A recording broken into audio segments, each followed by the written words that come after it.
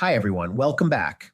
Today, we're breaking down data-driven digital decisions in a concise manner. By the end, you'll know how to effectively use data to boost your marketing strategy. Let's get started.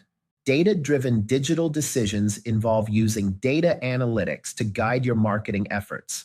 Here's how to do it effectively.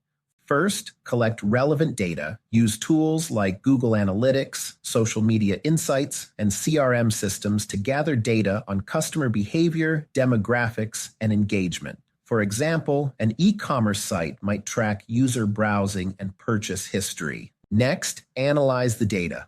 Look for patterns and trends to understand what's working and what's not. Use this insight to guide your strategy. For instance, if data shows high engagement on video content, prioritize video in your marketing efforts.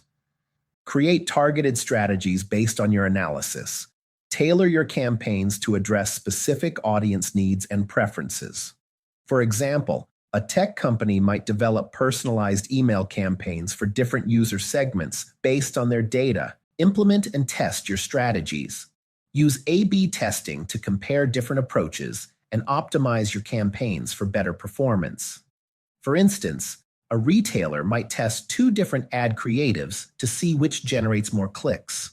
Regularly review your performance metrics. Track key performance indicators like click-through rates, conversion rates, and return on investment to measure success and make informed adjustments. Finally, iterate and improve. Use your findings to continually refine and enhance your marketing strategies. In summary, data-driven digital decisions involve collecting data, analyzing it, creating targeted strategies, testing, reviewing performance, and continuously improving. Thanks for watching. I hope this clarified data-driven digital decisions. Share your questions in the comments, and don't forget to like, share, and subscribe.